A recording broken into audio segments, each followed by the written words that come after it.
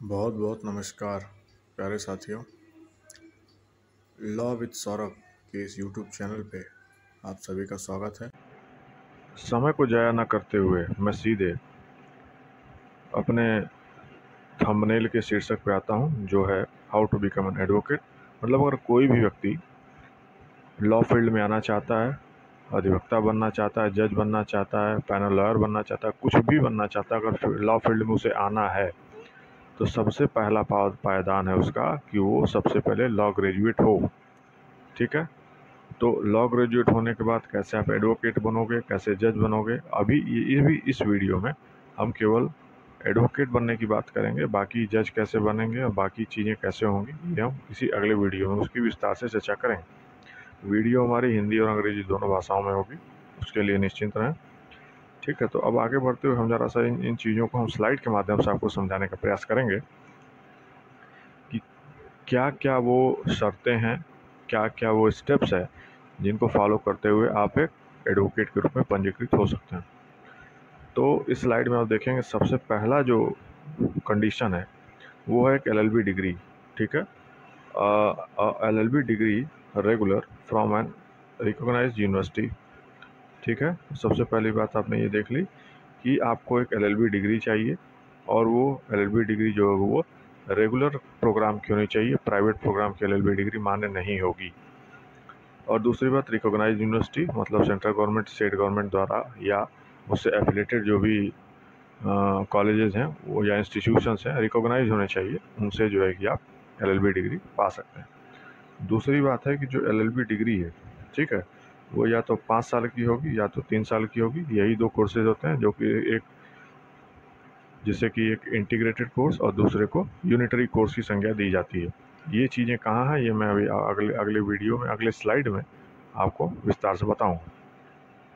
जो भी चीज़ें यहाँ बता रहा हूँ कोई भी मनगढ़ंत चीज़ें नहीं है, काल्पनिक चीज़ें नहीं है, सारी फैक्ट ऑन द रिकॉर्ड है, कानून के तहत है। उन्हीं में से आपको सारा प्रूफ अगली स्लाइड में आपको मिलेगा। देखते रहिए ध्यान से। बस डिग्री हो गई, इसके बाद आपको एक इनरोलमेंट कराना होगा किसी भी स्टेट बार काउंसिल में। पूरे भारतवर्ष में किसी भी स्टेट बार काउंसिल में जहाँ प्रैक्टिस करना चाहते हैं, उस कंसर्न्ड स्टेट बार काउंसिल में आप जाके अपना रजिस्ट्रेशन सुनिश्चित कराएंगे। ठीक है। आगे आते हैं। अगली स्लाइड आपको देखने को मिलेगी कि चूँकि हम एलएलबी करने जा रहे हैं तो कम से कम उस एलएलबी जो एब्रीविएशन है उसके फुल फॉर्म को जाने, तब फिर उस कोर्स में अप्रोच करने में ज़्यादा मज़ा आएगा। ठीक है। तो जैसे कि एलएलबी का फुल फॉर्म आप देख सकते हैं। फुल फॉर्म यहाँ मैंने पहले इसीलिए स्लाइड में बना दिया है ताकि दोस्तों को, हमारे साथियों को, दर्शकों को एलएलबी का फुल फॉर्म क्लियर कट पता चल सके, क्योंकि इसमें बड़ी ही भ्रांतियाँ हैं। आज के समय में एलएलबी का जो फुल फॉर्म है वो बहुत से लोग अशुद्ध रूप में प्रयोग करते हैं, शुद्ध लोग बहुत कम ही यूज़ करते हैं, आप अक्सर देखेंगे। तो उनको दूर करने के लिए मैं इस वीडियो में स्पेशली इस चीज़ को यहाँ पे लेके आया हूँ, पॉइंट आउट करूँगा। देखिए, तो LLB का फुल फॉर्म होता है bachelor of laws. Laws, LAWS, laws, न कि and not bachelor of law, न कि बैचलर ऑफ लॉ। ये लॉ नहीं होता है, ये होता है लॉज। ठीक है। और लैटिन में इसको लीगम बैकेलरस बोलते हैं। ये चीज़ें याद करने वाली हैं और समझने वाली भी हैं।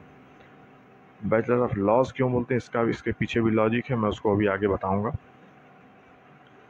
क्या, रुकिए बता ही देता हूँ, यहीं पे इसको बता देता हूँ कि क्यों जो है इसको हम बैचलर ऑफ लॉ ना बोल के बैचलर ऑफ लॉज बोलते हैं। ठीक है।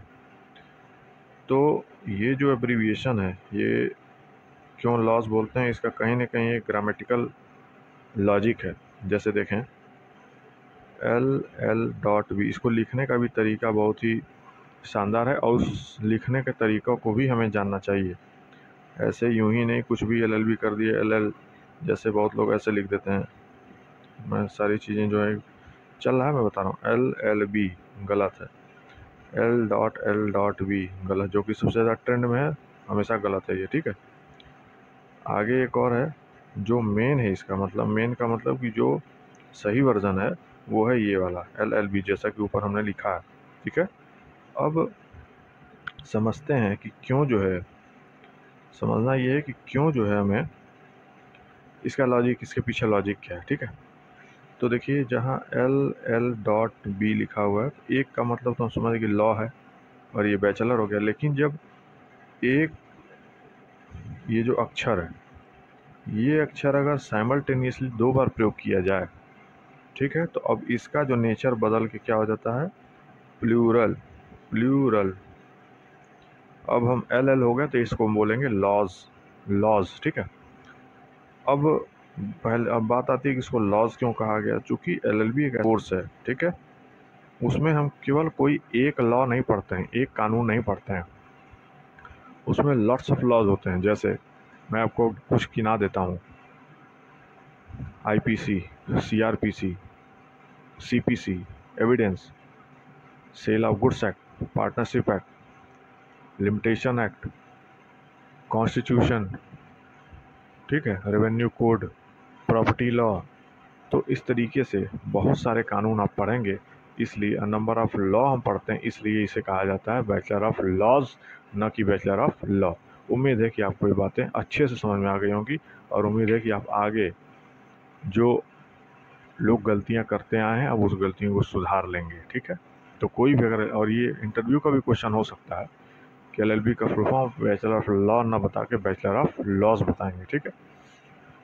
आगे बढ़ते हैं। अब जरा सा इसी स्लाइड में एक चीज़ और देखेंगे आप कि हमारे यहाँ जो है कि LLB कितने तरह की होती है। तो हमारे यहाँ बेसिकली 2 तरीके की LLB है, इंटीग्रेटेड और यूनिटरी। जैसा कि मैंने आपको पिछले स्लाइड में बताया है कि 2 तरीके के कोर्स होते हैं, 5 ईयर या 3 ईयर।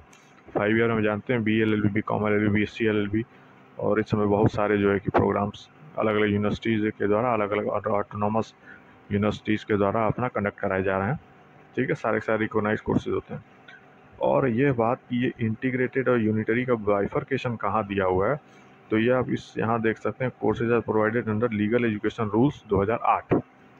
आप गूगल कर सकते हैं, पूरा रूल बाकायदा step by step coding form में दिया है, आप उसको जाकर पढ़ सकते हैं।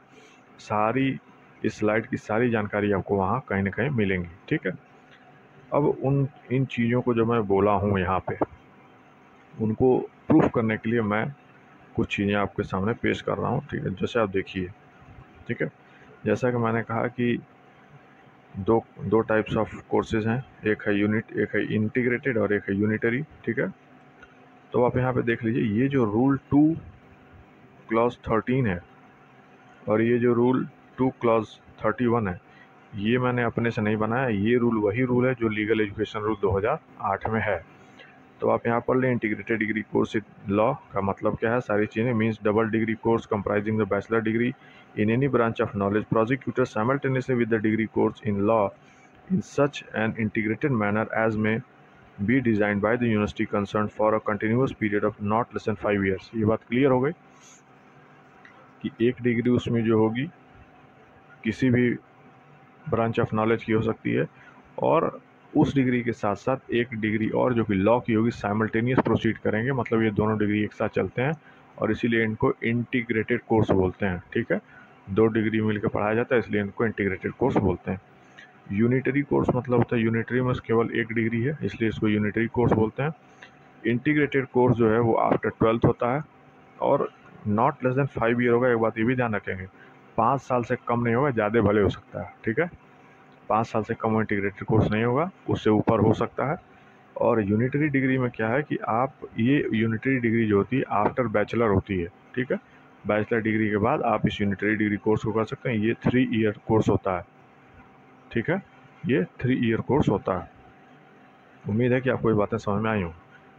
आगे बढ़ने के क्रम में इसी में देखते हैं कि अब जो रिकॉग्नाइज यूनिवर्सिटीज इंस्टीट्यूशन हमने वहाँ बोला था, तो उसके अंदर आप फिर उसी लीगल एजुकेशन रूल्स में रूल 2 क्लॉज 4 देख सकते हैं, ठीक है।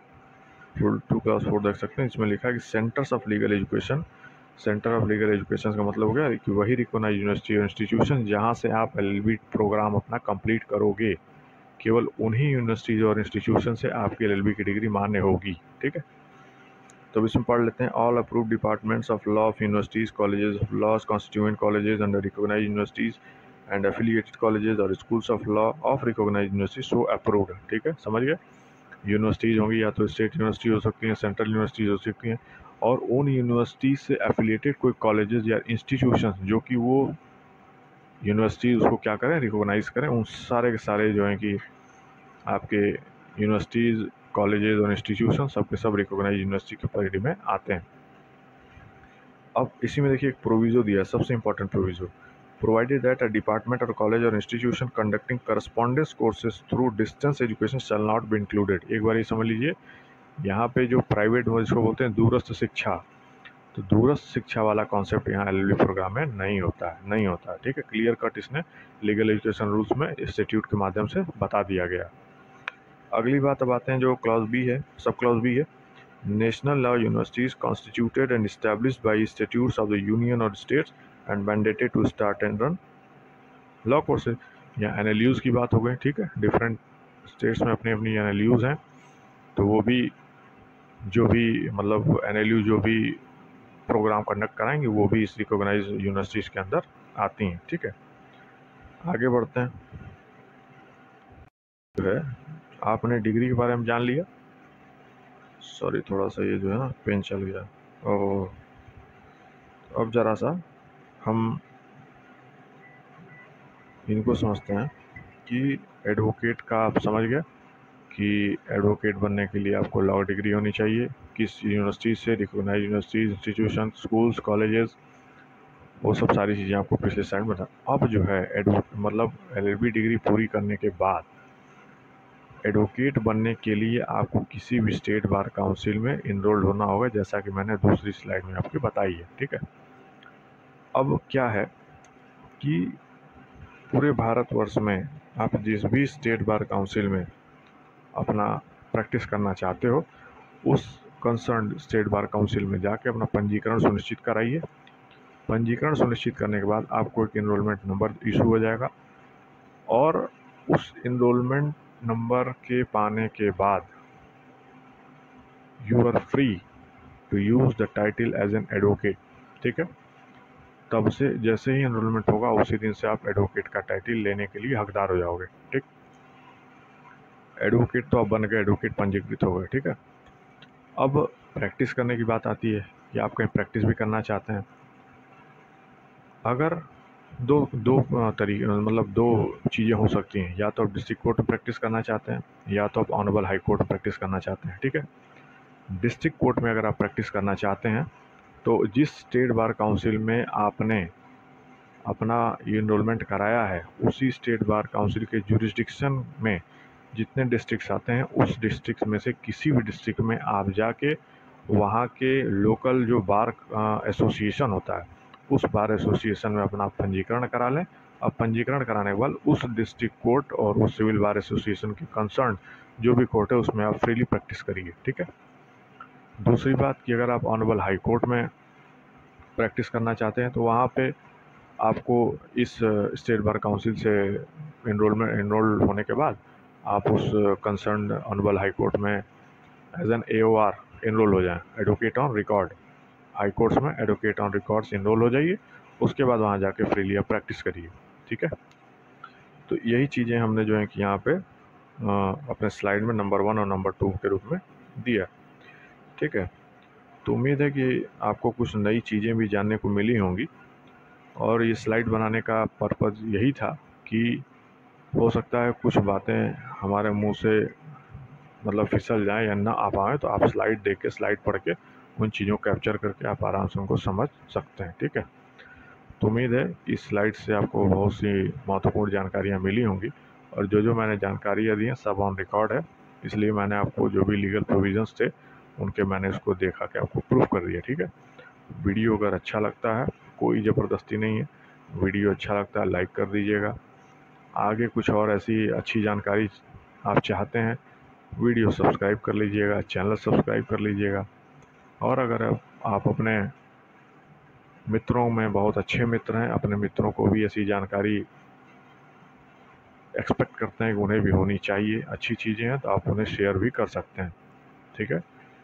तो आज का वीडियो यहीं एंड करते हैं, और फिर मिलते हैं किसी नए वीडियो में, और भी ऐसे ही अच्छे टॉपिक्स से आपको रूबरू कराएंगे। तब तक के लिए बहुत बहुत धन्यवाद साथियों।